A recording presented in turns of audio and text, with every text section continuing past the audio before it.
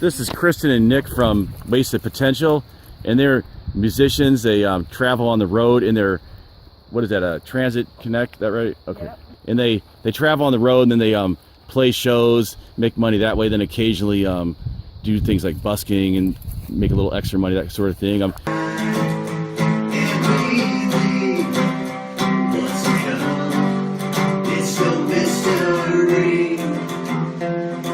How's it living on the road and being a musician?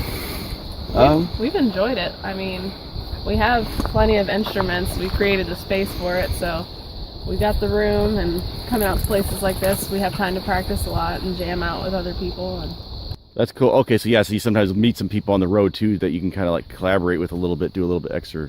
Oh yeah, for sure. Yeah, I mean, it's definitely new for us, so it's like, you know, there are a lot of learning things that, you know, you don't really exactly expect. But I mean, as long as you stay positive and try to just keep doing what your initial goal was, I feel like you can get closer to actually achieving that. Oh, cool. Because I mean, sometimes you're not going to have, you know, shows all when you want them in the right spots, you know, but be thankful you don't have to always rush. Yeah. Your show, you know, you can come out, you know, and enjoy a little you time as well. Yeah, I guess it helps too, like, you know, not having to pay rent and everything too, you know, when you're doing it, just, you know, staying at free campsites and stuff for the most part and everything, you know. Yeah, for sure. I mean, we save a lot of money. We keep a budget and we try to keep to it, and it's been going pretty well so far. You know, we've been doing a lot more cooking and eating healthy than we have the last couple of years. That's cool. Because we got more time, mainly. Time gives us opportunities to do, you know, more stuff that we want to do. Even though at first you might feel like it's kind of selfish because you're not used to that kind of lifestyle. But then once you realize you should already be having this much time to kind of do what you want, it makes it worth it, you know? Oh, awesome. So you were doing the musician thing before, but not as much back when you had like a day job and stuff, right? Right. Like we tried to get shows, you know, as many weekends and, you know, we could. But we also worked on the weekend on Sundays, so that kind of prevented us from Saturday night gigs a lot of the time if they were too far away. Or, you know, most of the fun stuff happens on the weekend when everyone can relax. Cool. You know, it's just that you get in the grind of work, and then you just kind of lose sight of other things, I guess. That it's not that they're not still there, it's just maybe not as, you know, profound as you would like it to be. Now at this point, you guys, most of your travels have been mostly like in the eastern U.S., right? At this point, yeah. Yeah, we've went out west, well, together once, I guess, and it was really fun, and it was kind of an eye-opener for us to start doing this more often. So we went to California and then came back to Ohio and kind of figured out that we wanted to be somewhere else. Yeah, I guess it's really cool because you can just like, you know, you find out about a show, you can just kind of go there, you know, find a place to camp someplace nearby and just kind of like, you know. Well, yeah, it's really simple, you know. I'm not saying like when you have your job it's not simple too, you know. It can be because you get your routines. But like, you know, out here you kind of make your own rules in a way, and it brings you to a sense of reality of what, you know, things that you actually want to do. When you know, yeah, you want to have your job, you want to have money, but then more responsibility starts coming in focus as well, because, you know, you got a job, then you obtain items, you know, more things because you have the money.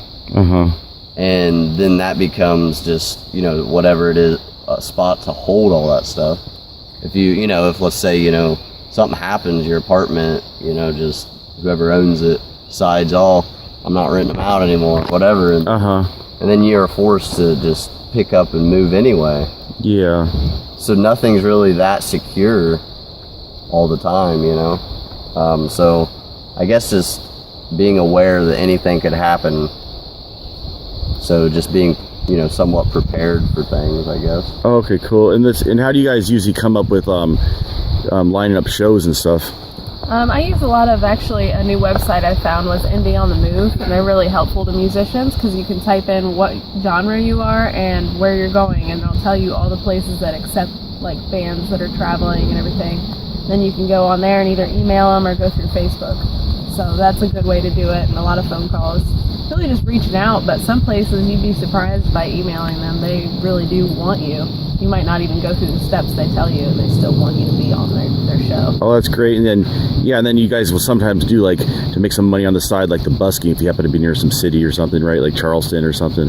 Yeah, busking. If we can find if we know we're going to be in a certain area, we'll maybe try to get a job. When we were in New Orleans, it was kind of like that. We felt like it was a good spot for all the avenues that we wanted to do, like playing music, meeting people. I got a job for a little while. I cleaned for a gym, and that was nice. Not overly expensive.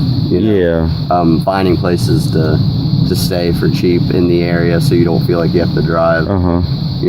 X amount of miles just to fall asleep at night. Yeah, I guess it seems like a lot of those side jobs, because there are a lot of jobs that maybe they're not too bad doing if you just got to do them for a couple weeks, before they get the kind of like where the grind kind of gets in, it's like, it's like. And it creeps in quick, you start getting used to it. I only had to work a couple hours a day, and still I was like going to bed early the night before.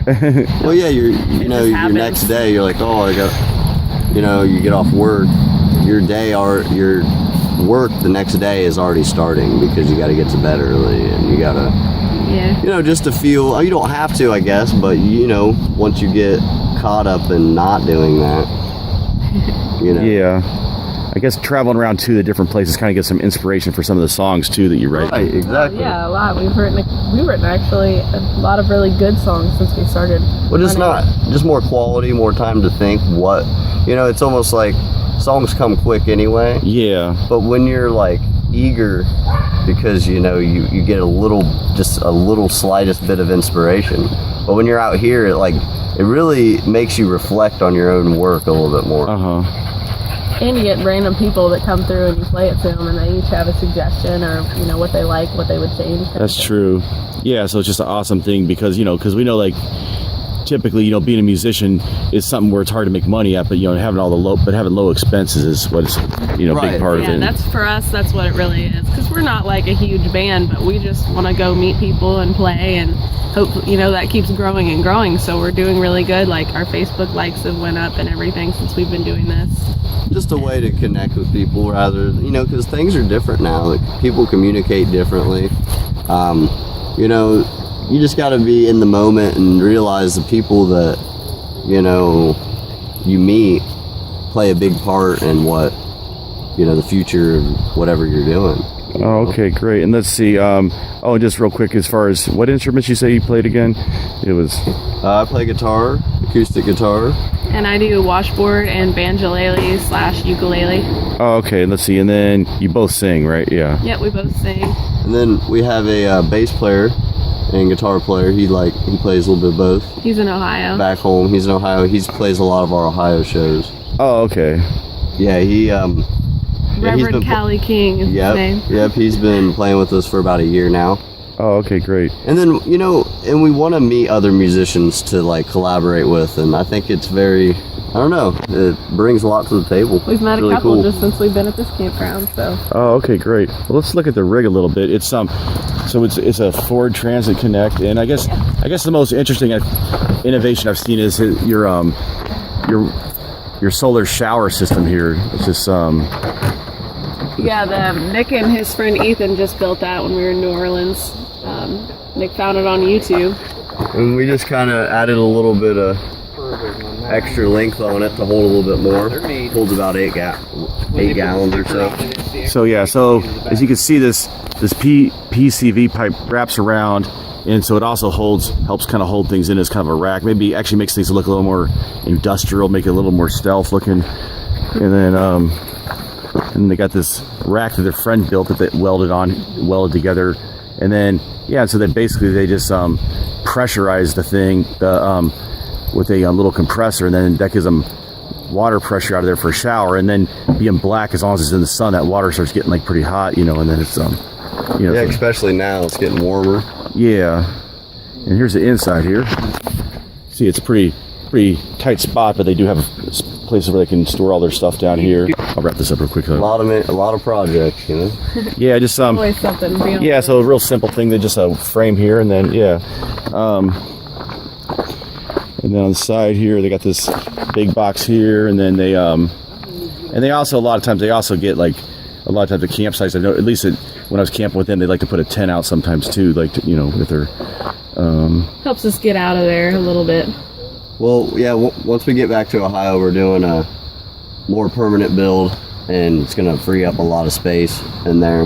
Right now, we're just kind of getting by with what we what we got. So. Oh, I should also mention, they do have another is it a RV back home that they keep on a relative's lot? Is that? Yeah, we have basically our storage unit.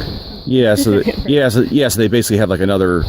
They have kind of have a home. They do have kind of like a home base with something bigger than this that they can go back to and do work and stuff. But it's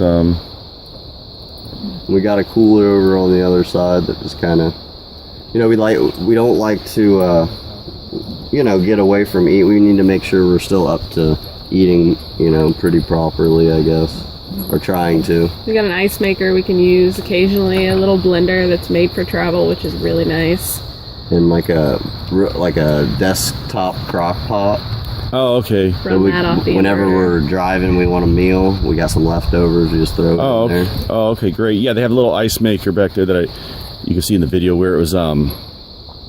They use it sometimes off the cigarette lighter while driving, or they or if there happen to be someplace where they have shore power, like they hook it up.